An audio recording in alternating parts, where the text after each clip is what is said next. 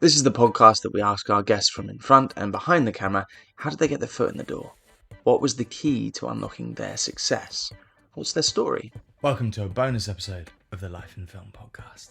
Our guest today is the horror maestro of Happy Death Day, Paranormal Activity, Disturbia, and body swap comedy horror Freaky.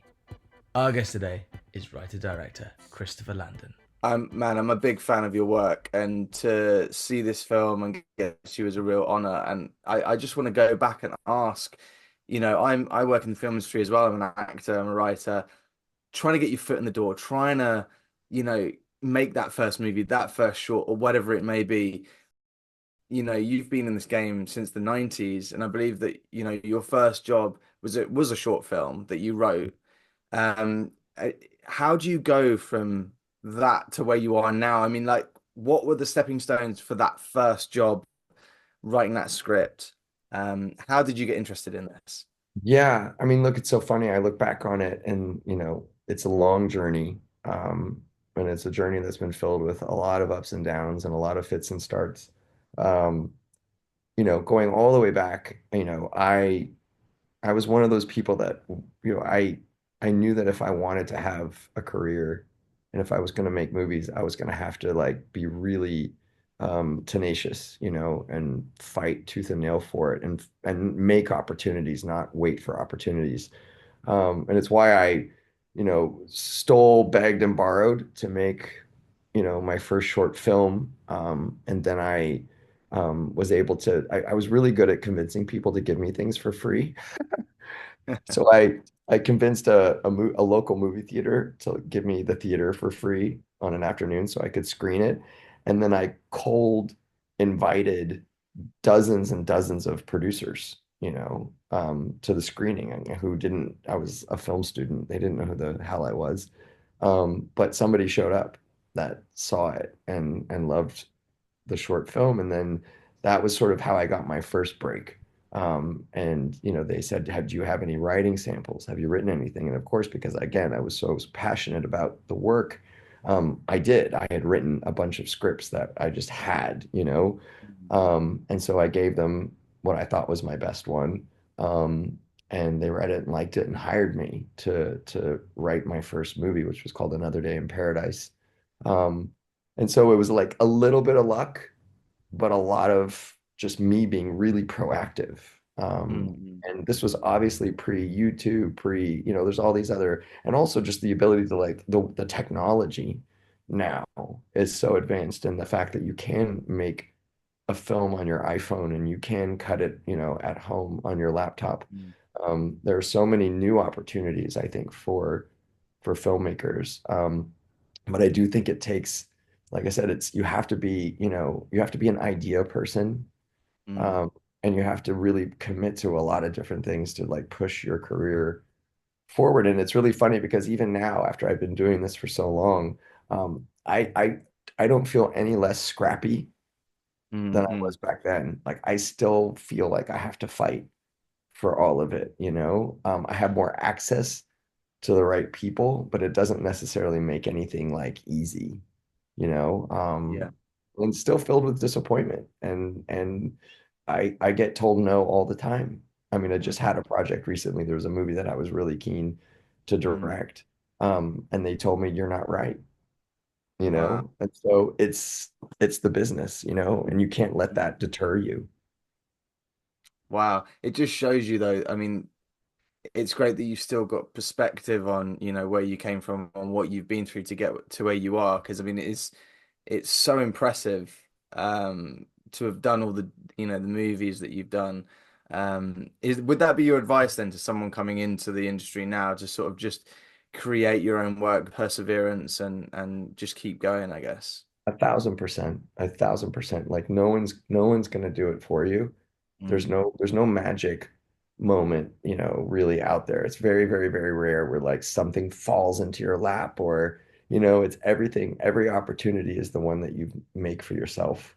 And that's how Mm. I still operate, by the way. Like I don't wait for agents or other studios or people to bring me projects. Like Mm. Drop was a really unique situation for me where like, and it's also it's the first time I made a movie that I didn't write myself.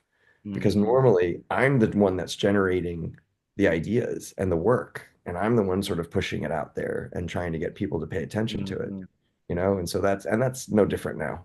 Now for a quick break. We'll be back to the episode shortly. If you enjoyed this episode and want to support us, get early access and exclusive content and episodes, click to join our YouTube channel and become a member now. Please leave us a positive rating. Add us on Instagram, Twitter, TikTok at Lifeinfilmpod. Essentially, please like and subscribe everything. It makes a huge difference. Thank you. This podcast is sponsored by Betterhelp. Do you work in the film industry? Are you freelance? Or perhaps you have a 9 to 5? No matter what you do, mental health affects us all. I struggled early on in my career with the uncertainty of if and when I would ever work again, struggling to pay my bills or simply with anxiety. Don't know about you, but being an actor, it's very important for me to maintain structure in the downtimes, and I found not only exercise, but talking to someone for me was a game changer. And so Life in Film has partnered with Betterhelp to provide you with access to the largest online therapy service in the world. And it can all be done from the comfort of your own home, from a phone, tablet or laptop. No commute, cutting down travel costs, and most importantly, it's affordable. With over 1,000 therapists in the UK, Betterhelp can provide access to mental health professionals with a wide variety of expertise in mental health. If you need someone to talk to and you're thinking of giving therapy a go, BetterHelp is a great option. And being a listener of the podcast, you get 10% off. That's 10% off your first month at betterhelp.com/lifeinfilm. That's betterhelp.com/lifeinfilm. And back to the show.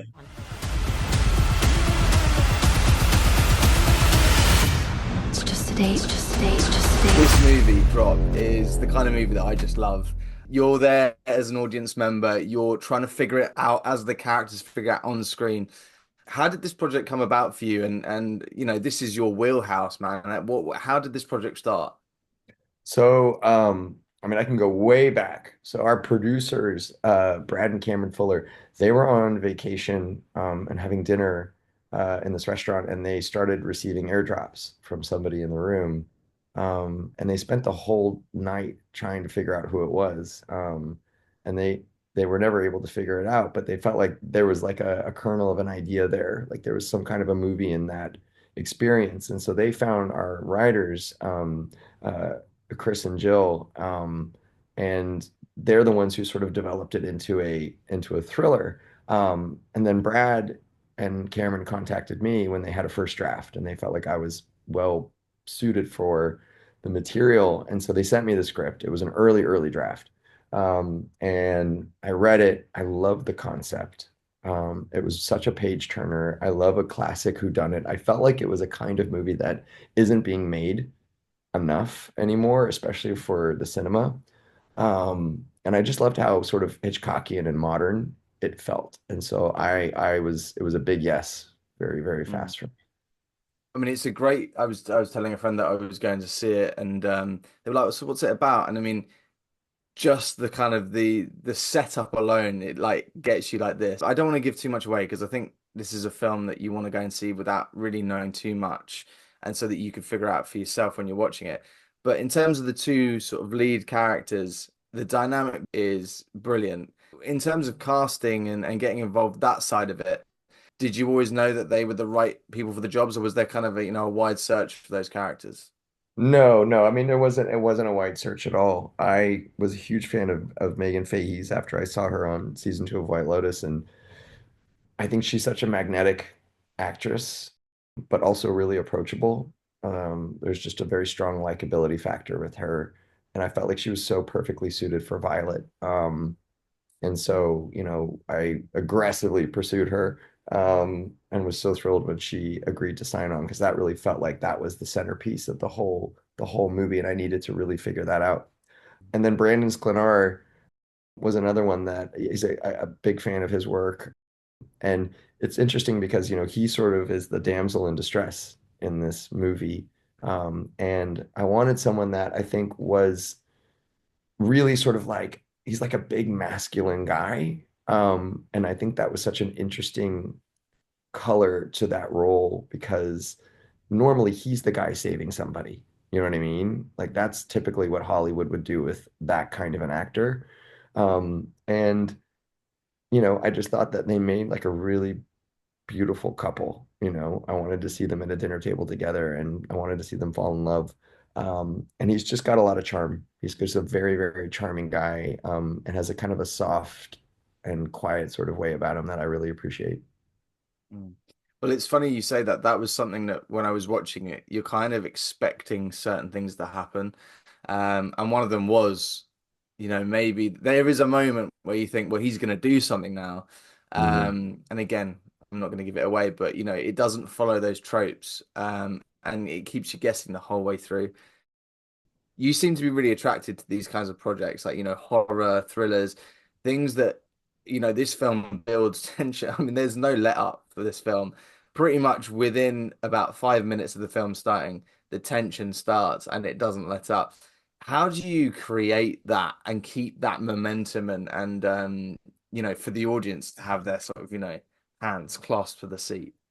Yeah, I think a lot of it is just about, first and foremost, it's the script. It's like, what do we have there on the page, and it felt that way reading it, I was chewing my nails reading the script. And so it felt like, that's where it all really begins. And then of course it goes into performance, an amazing cast who you can easily invest in.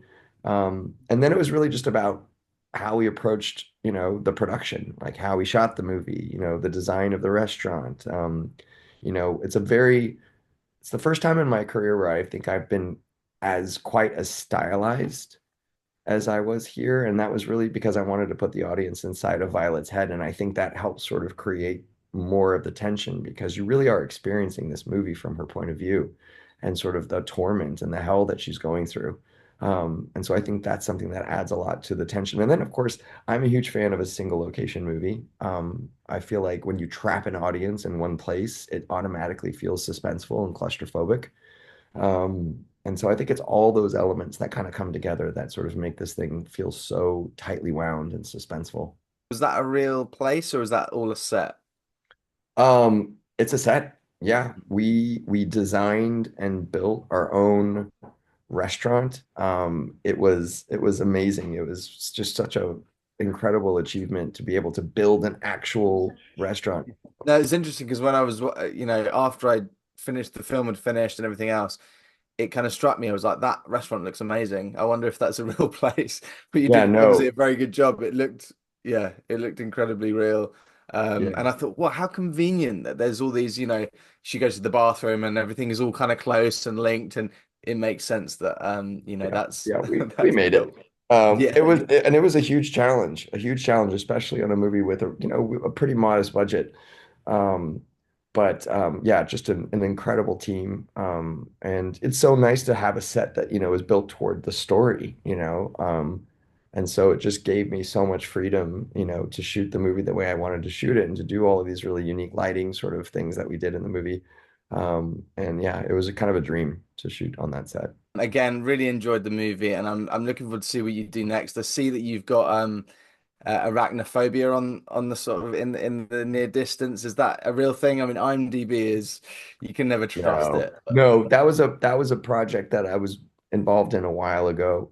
Mm. I wrote a really fun script, but we sort of ended sort of parting ways over creative differences, and Ah, so yeah, it's a bummer. gutted, But man. I would have they'll loved to make have it. seen you do that. I know. I was very excited about it. I happen to be arachnophobic, so I was either the Mate, best or the yeah, worst person for the would have job. been a tense shoot. Well, Christopher, thank you so much, and I appreciate you taking the time, man. No, I appreciate it. Take care. Thank you. If you enjoyed this episode and want to support us, get early access and exclusive content and episodes, click to join our YouTube channel and become a member now. Thank you to our guest Christopher, and thank you to Chris and his team at Alternate Current. As always, thank you to our sponsor, BetterHelp.